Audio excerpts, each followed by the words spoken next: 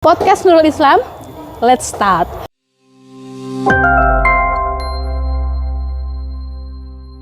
Oke, assalamualaikum warahmatullahi wabarakatuh. Alhamdulillah, untuk kali ini podcast perdana Nurul Islam akan segera meluncur. Untuk bintang tamu awal kita, bintang tamu perdana kita, ada 3 orang istimewa yang sudah hadir di sebelah kanan saya. Yang pertama ada Ustadz Ikhwan selaku Yayasan Nurul Islam, Ketua Yayasan Nurul Islam, dan yang kedua ada Bapak Lintang selaku wali siswa kami di kelas 5. Kemudian ada putri tercintanya Pak Lintang, Mbak Aini. Oke, di sini saya akan memperkenalkan salah satunya satu persatu. Mungkin langsung saja dari mereka. Saya juga akan memberikan sedikit gambaran tentang bagaimana sih Nurul Islam ini. Kenapa kok ada 3 orang di sini yang ikut podcast kita. Nah, untuk yang pertama kita mendatangkan ketua yayasan kita karena apa? Yayasan Nurul Islam itu mempunyai beberapa lembaga yang dinaungi. Yang pertama ada KB, kemudian TK, kemudian SD, dan ada satu lembaga yang non formal yaitu Rumah Quran. Nah, di sini ada Ustadz Ikhwan. Sebelumnya kita akan mendengarkan perkenalan dari Ustadz Ikhwan dahulu. Monggo Ustadz.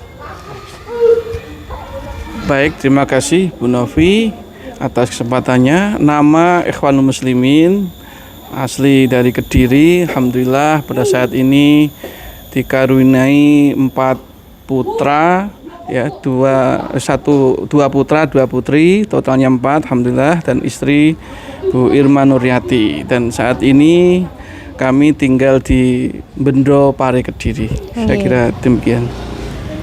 Itu tadi sedikit profil dari Ustadz Ikhwan.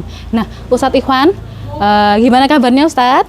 Alhamdulillah pagi ini sehat, baik. Alhamdulillah. Ini tadi dari mana Ustadz? Kok sepertinya masih? Ya, ini tadi dari anak buah ya. Di samping ngurusi pendidikan juga ngurusi perikanan. Alhamdulillah. Kebetulan tadi pas panen, ya alhamdulillah. Alhamdulillah. Itu tadi Ustadz Ikhwan. Nah, Ustadz Ikhwan, saya mau sedikit bertanya-tanya dengan monggo. Ustadz Ikhwan sendiri pertama kali mengenal Nuris itu dari mana, nggih?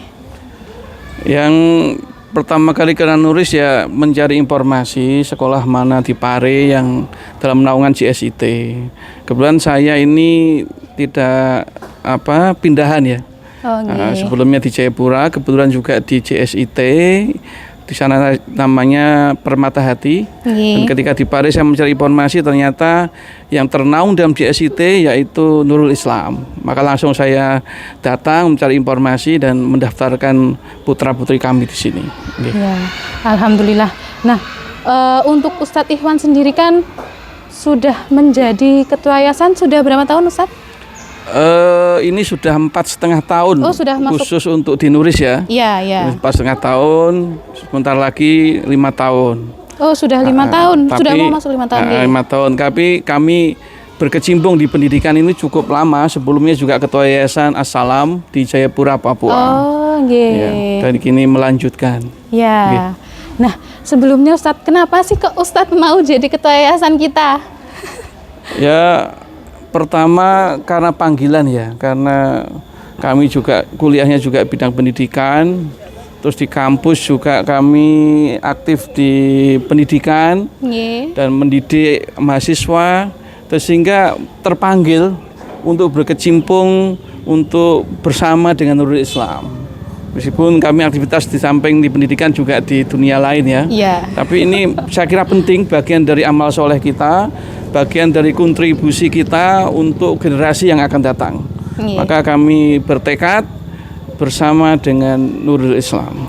Alhamdulillah, berarti sudah melekat kalau tentang pendidikan nggih Pak nggih? Ya, panggilan. Kebetulan kuliahnya juga jurusan pendidikan. Nggih.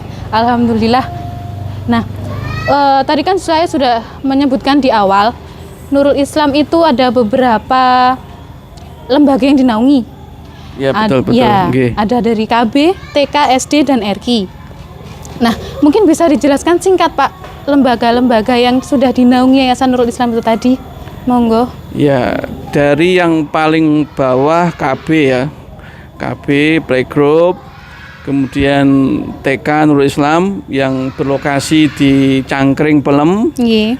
kemudian yang non formal itu Rumah Quran, dan yang formal berikutnya adalah SD Nurul Islam yang sekarang berdomisili atau berlokasi di Gedang Sewu Pare. Nggih. Dan kami ke depan akan terus berusaha untuk mengembangkan untuk Rumah Quran misalkan yang non formal ya. Kami sedang membuat set plan-nya, insya Allah sedang proses, mudah-mudahan ke depan bisa segera diselesaikan gitu. Ya, Gitu. amin, amin. Semoga selanjutnya, tahap selanjutnya dari Yayasan Nurul Islam semoga terwujud. Gitu. Mungkin ada sedikit kesan atau pesannya untuk terkhusus untuk SDIT Nurul Islam, Pak. Ya, alhamdulillah ya. Putra-putri kami dididik di SD Nurul Islam. Kesan kami positif ya. Artinya putri kami tidak hanya diajarkan akademik, tapi nilai, akhlak, kemudian keterampilan mengaji, kemudian keterampilan menghafal. Alhamdulillah khususnya putra-putri kami puas. Ya. Dan kami juga melihat dari masa ke masa alumni Nuris ini saya pantau, alhamdulillah dari sisi capaian akademiknya tidak mengecewakan. Ya, artinya beberapa alumninya ini sudah ada yang terima di berbagai macam perguruan tinggi negeri ya di Indonesia ini, bahkan ada yang sampai ke luar negeri. Ya. Tapi yang terpenting bagi kami bahwa anak-anak kami itu dihantarkan untuk menjadi anak-anak yang solih dan solihah. Itu penting karena itu investasi jangka panjang. Kalau akademik ya bisa didrill dengan kursus-kursus macam-macam, tapi untuk menjadikan anak yang soleh-solehah ini butuh proses yang panjang, dan saya kira ini menjadi investasi penting bagi kami, dan kami berharap agar SD Nuris tetap memperjuangkan value yang ada, yaitu membumikan nilai-nilai agama di peserta didik kami sehingga berkarakter dan akademisnya juga bisa dicapai. Saya kira demikian. Ya, terima kasih Ustadz. Itu tadi dari Ustadz Ikhwan. Saya memberikan garis besarnya lagi. Di Yayasan Nurul Islam itu tidak hanya ada pendidikan formal saja. Jadi ada 3 pendidikan formal yang dinaungi dan 1 pendidikan non formal yang dinaungi oleh Yayasan Nurul Islam. KB, TK, dan Rumah Quran yang beralamat di Cangkring ya Ustaz? Di Cangkring. Sementara SDIT Nurul Islam sendiri yang sekarang ini dipakai untuk syuting kita podcast perdana ini ada di Gedang Sewu Pare gitu. Nah, itu tadi sedikit cerita dari Ustadz Ikhwan. Mungkin nanti kita bisa menyambungnya lagi kapan-kapan khusus dengan Ustadz Ikhwan. Nah, sekarang kita lanjut ke ini dia. Kalau saya menyebutnya ini wali murid sepanjang masa. Karena mungkin dari tahun kapan gitu, Pak? Sudah ikut di Nurul Islam? Agak di awal 2007. Oh, dari awal 2007. Sementara Nurul Islam itu SDIT-nya itu mulai berdiri di tahun 2003. Jadi masuk kelas 1 di 2007 itu tadi nggih, Mbak Aida. Masuk SD-nya 2011. Oh, masuk SD 2011. Berarti di tahun 2007. Masuk KB 2007 awal. Oh, nggih. Berarti masuk KB dulu, kemudian TK, kemudian SD-nya pun di Nurul Islam. Itu tuh kebetulan 3 anaknya Bapak semuanya di SDIT Nurul Islam nggih. Nggih. Itu tadi beberapa cerita dari Pak Lintang. Nah, Pak Lintang mungkin monggo silakan untuk memperkenalkan diri. Biar teman-teman semuanya tahu. Alhamdulillah, perkenalkan saya Ahmad Lintang Lazuardi, wali murid Nurul Islam. Ini putri saya yang ketiga, sekarang kelas 5. Tapi saya sudah menjadi wali murid di Sekolah Nurul Islam kurang lebih hampir 15 tahun. 1 bulan lagi insya Allah sudah 15 tahun saya jadi wali murid di Nurul Islam. Alhamdulillah, anak saya 3, jadi yang pertama masuk 2007, yang kedua mulai masuk sekolah 2009. Yang pertama sudah kelas 2 SMA dan yang nomor 2 sudah kelas 1 SMA. Oh nggih, sudah SMA semua, Pak. Nggih. Wah. Yang nomor 3 sekarang kelas 5 SD. Nggih. Oh, jaraknya agak jauh nggih. Nggih, agak jauh. yang Nggih. nomor 3. Mbak Aida, kemudian Mbak Abid, dan Iya. terakhir Mbak Aini. Mbak Aini. Nggak ada nambah lagi, Pak? Karena mungkin karena Pak Lintang sudah dari KB. Oh iya. Apa namanya? Pertama kali tahu Nurul Islam itu dari mana, Pak? Karena Iya. kan dari tahun 2007 sudah memasukkan Iya. anaknya ke Nurul Islam. Ceritanya itu akhir 2006 kita boyongan ke Pare Nggih. karena umiknya ada panggilan dinas di Pare, kita boyongan. Pas waktu itu anak kita yang pertama tuh sebenarnya masih umur 2 tahun. Tapi senang sekali main ke sekolah. Jadi Nggih. sepertinya dia sudah pengen sekolah. Begitu kita mencari informasi, alhamdulillah kita ketemu dengan salah satu wali murid Nuris, diperkenalkan, kemudian kita ke sana. Dan memang dari awal sebelum pindah ke Pare, saya juga seorang pendidik dan memiliki idealisme tentang corak pendidikan, terutama yang menunjukkan tentang karakter. Alhamdulillah begitu masuk Nuris langsung cocok. Jadi sampai sekarang, sampai kemudian saya juga terlibat di komite sampai Ya, sekarang. Iya. alhamdulillah. Oh ya, untuk komite dulu Pak Lintang pernah menjabat sebagai ketua komite, nggih? Iya. Dari tahun berapa? Saya pernah menjabat ketua komite itu untuk TK juga, Oh, untuk nggih. SD juga. Nggih, double berarti. Iya double. Jadi 2014 sampai 2017 itu saya menjadi ketua komite baik di TK maupun di SD. Wow, nggih. Berarti tidak hanya di SD saja. Ternyata Pak Lintang dulu menjabat sebagai ketua komite juga di sana. Iya, di TK. Oh, alhamdulillah ternyata 2 ketua komite dari SD dan TK. Iya. Wah, berarti Pak Lintang orang yang hebat. Sampai sekarang masih di komite. Oh, masih. Oh, nggih. Sekarang pun juga masih Masih di nggih. komite. Hanya saja mungkin pergantian Di ngaten, bagian nggih. kurikulum sekarang. Nggih, alhamdulillah Pak Lintang itu salah satu wali murid yang aktif membantu perjalanan Nurul Islam, nggih Pak nggih. Nggak hanya sebagai wali murid saja, tapi ternyata banyak hal-hal yang sudah dituangkan oleh Pak Lintang.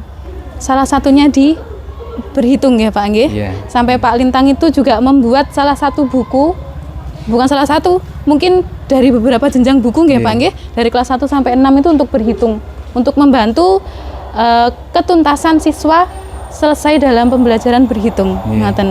Nggih. Nah, Pak Lintang, gimana sih jenengan setelah ikut berkecimpung, kan nggak hanya jadi wali murid, Iya. kemudian juga komite juga. Iya. Nah, bagaimana perasaan jenengan setelah tahu, oh ternyata guru-gurunya seperti ini, Iya. kemudian pembelajaran dan kurikulumnya itu Iya. seperti ini, itu gimana Pak jenengan? Iya. Jadi saya ulangi lagi bahwa sebelumnya saya juga punya idealisme tentang pendidikan. Begitu masuk di Nuris ternyata idealismenya sama. Jadi pendidikan yang menekankan pada pendidikan karakter. Nggih. Nah, karakter itu landasan dari seluruh pengembangan anak-anak. Jadi setelah karakternya bagus, akhlaknya bagus, dan alhamdulillah Nurul Islam sudah terkenal ya, sudah dikenal sebagai sekolah yang anak-anaknya jujur. Iya. Itu sudah menjadi cerita umum, anak-anaknya jujur, dan itu menjadi salah satu alasan utama saya untuk terus terlibat. Nah, satu lagi yang saya sangat terkesan selama ini, sekolah Nurul itu sangat terbuka terhadap masukan, usulan dan juga keterlibatan dari wali murid. Bahkan sekolah Nurul itu mengundang para wali muridnya untuk terlibat, Nggih. untuk ikut ya menyumbangkan potensinya untuk bersama-sama memajukan sekolah Nurul ini. Karena bagaimanapun wali murid adalah ya orang tua dari murid, artinya keberhasilan murid itu juga keberhasilan orang tuanya, keberhasilan sekolah. Jadi alhamdulillah, jadi mungkin saya termasuk wali murid yang paling banyak usul, dan sepanjang pengalaman saya banyak usul saya yang sudah diterima dan dilaksanakan di sekolah ini. Jadi alhamdulillah, jadi sangat terbuka terhadap usulan-usulan. Jadi itu yang saya alami sepanjang menjadi pengurus komite. Jadi alhamdulillah pada periode kepemimpinan saya ada banyak program yang masuk ya dari dukungan dari komite, termasuk pengembangan metode infrastruktur untuk berhitung dan penyusunan buku PMG. Ya. Itu juga berlangsung pada saat itu. Jadi disusun oleh dukungan dari komite sekolah. Nggih, alhamdulillah. Nggih, itu tadi benar-benar banyak sekali kontribusi dari Pak Lintang untuk sekolah kita. Semoga beberapa tinggalan-tinggalannya dari masa kepemimpinan Pak Lintang itu bisa terus dilanjutkan. Entah nanti tetap sesuai atau mungkin ada beberapa yang akan dirubah gitu nggih Pak nggih. Nggih. Dan saya juga terima kasih karena banyak memang masukan dari wali murid yang mungkin di luar dari komite juga banyak. Iya. Wali murid yang ingin memberikan sedikit saran atau apapun itu. Tapi kita masih perlu wadahnya untuk nanti wali murid bisa memberikan masukan-masukan itu tadi. Nah, untuk yang ini kami pun juga sudah sangat berterima kasih sama-sama dalam kepemimpinannya Pak Lintang. Jadi banyak hal yang sudah kita ambil dan kita gunakan selama ini. Jadi tidak hanya berhenti saat Pak Lintang selesai menjabat ketua komite, tidak. Sampai sekarang pun masih banyak yang kami pakai. Salah satunya buku matematika itu tadi dan PWMG. Buku PWMG. Walaupun sekarang ini kan masih pandemi, jadi PWMG pun juga masih, kalau dulu kan sering offline ya Pak nggih, sering di rumah orang tua bergantian per kelas begitu. Nah untuk yang sekarang kita masih via online gitu. Dan mungkin untuk kedepannya semoga pandemi ini segera berakhir dan kita bisa kembali normal seperti biasanya. Nggih. Terakhir nih Pak Lintang, gimana sih kesan dan pesannya nanti untuk, karena kan Mbak Aini terakhir, Pak Lintang juga sepertinya tidak akan menambah lagi gitu. Mbak Aini sudah terakhir, Mbak Aini pun juga tahun depan sudah kelas 6. Mungkin pesan dan kesannya selama menjadi bagian dari keluarga besar Nurul Islam. Monggo. Kesan saya alhamdulillah, seperti juga Pak Ikhwan, saya merasa bukan cuma puas tapi bersyukur sekali ya, karena anak-anak saya dididik di sini sesuai dengan harapan saya, dididik dengan karakter ya. Dan alhamdulillah meskipun ada anggapan sebagian masyarakat yang belum paham bahwa sekolah seperti ini mungkin akademiknya nggak terlalu bagus, bukan. Itu salah. Alhamdulillah anak-anak kami juga boleh dibilang sangat berhasil untuk akademisnya. Alhamdulillah. Kemudian untuk pesan, saya punya 2 pesan untuk sekolah Nuris ya. Pertama, jangan pernah ketinggalan berinovasi ya. Jadi untuk inovasi jangan sampai yang nomor 2, 3, 4 harus dahulu berinovasi, kalau bisa yang sifatnya orisinil, yang lahir dari pemikiran dari sivitas akademika di Nuris sendiri. Nah yang kedua, jangan pernah berhenti beridealisme. Nah, ini memang berat. Jadi idealisme itu suatu komitmen untuk mencapai situasi yang ideal. Nah tantangannya adalah seringkali dibutuhkan untuk berdakwah dulu. Jadi mengedukasi masyarakat, memahamkan wali murid, oh ini yang bagus begitu. Tetapi meskipun usahanya lebih keras, tapi hasilnya insya Allah lebih manis. Jadi gitu. Nah, kurang lebihnya itu dari saya. Alhamdulillah, terima kasih untuk Pak Lintang. Semoga doa-doanya, semoga pesan-pesannya juga bisa kami laksanakan dengan baik. Amin. Begitu. Mungkin selanjutnya ke Mbak Aini nih.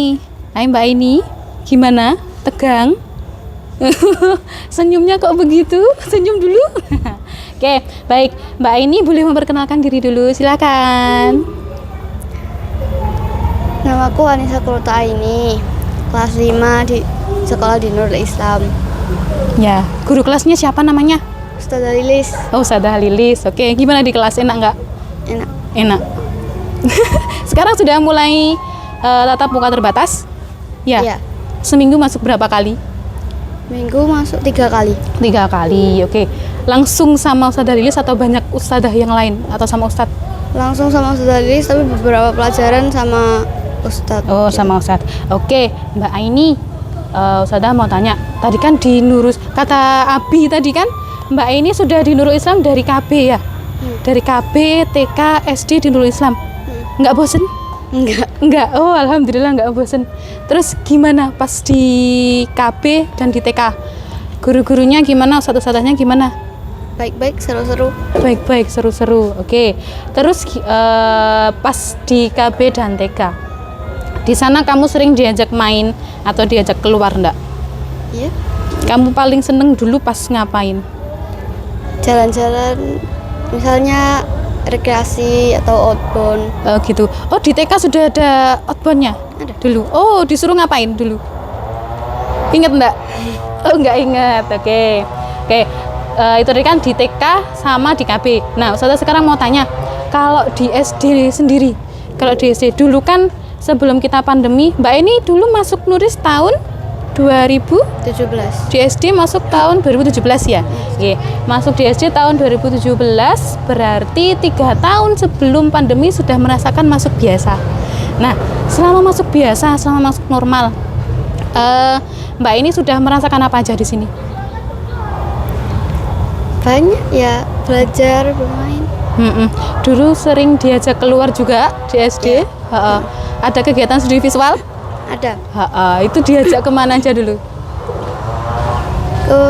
Contohnya pas kelas 1 itu ke kebun bibit.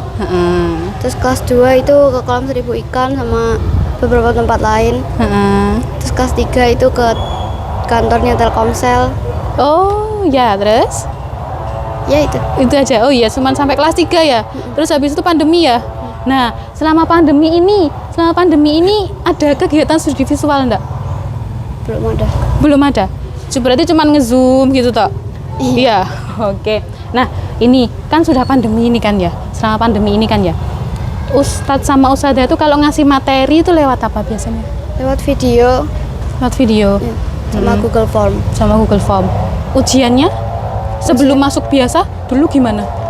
Sebelum masuk biasa. Iya, ya maksudnya kan kayak ini kan kita sudah tatap muka terbatas, ya kan? Kemarin kan sempet kayaknya ujian online ya, lewat online. Itu lewat apa? Lewat Google Form. Oh, lewat Google Form. Terus kalau Mbak Eni dapat tugas, biasanya tugas pas selama pandemi itu buat apa aja di rumah? Buat nyatet tugas, terus habis gitu nanti ada wawancara juga, tugas wawancara. Terus biasanya suruh menggambar juga. Ada menggambar, tetap ada menggambar. Oke, berarti kalau pas pandemi kegiatan-kegiatan keluar belum pernah ya? Belum. Dan tatap mukanya pun cuman seminggu 3 kali. Iya. Kurang nggak? Kurang. Pengen masuk tiap hari kayak dulu. Iya. Udah kangen di sekolah? Iya. Iya. Nah, saya juga mau tanya, kalau guru-gurunya di sini asik nggak? Asik. Kadang ada yang buruk, ustadzanya ada yang galak nggak? Ada beberapa. Oh, jangan disebut ya. Nggak usah disebut. Biarkan dirasakan sendiri aja ya. Ya, galak tapi sayang kata Abi ya. Oke, Mbak ini tadi kan nggak bosen kan ya di Nuris ya? Semoga nantinya pun Mbak ini juga nggak bosen-bosennya kalau sudah lulus sering main ke sini, ketemu sama ustadz-ustadzah yang di sini. Jangan sampai lupa sama ustadz-ustadzah di sini gitu ya. Walaupun nanti kelas 6-nya masih tahun depan. Oke? Ya, mungkin ini Mbak ini kan tahun depan sudah kelas 6. Ya. Mungkin pesannya untuk adik-adik yang di bawahnya Mbak ini gimana? Biar mereka gimana gitu. Rajin belajar. Ya, kalau ustazah ada nasihat ya diikutin. Gitu. Oh iya, tadi kan kata Abi, kakak-kakak sudah SMA semua. Kamu yang masih SD, gimana kalau di rumah sama kakak-kakak? Sering dibilangi, Dek Nurisno begini-begini loh. Dulu sebelum masuk sini, begini-begini loh. Kamu nggak takut atau gimana gitu? Enggak pernah. Sama Mbak malah ya masuk di Nuris aja. Nggak dipaksa ya masuk sini? Enggak. Beneran? Iya. Oke, itu tadi Mbak Aini. Terima kasih Mbak Aini sudah mau hadir bersama dengan Abi tercintanya. Kemudian Pak Ikhwan juga terima kasih atas waktunya. Mohon maaf kalau mengganggu jenengan-jenengan semuanya. Semoga pesan-pesan dari jenengan-jenengan semua dan Mbak Aini bisa kami laksanakan dengan baik.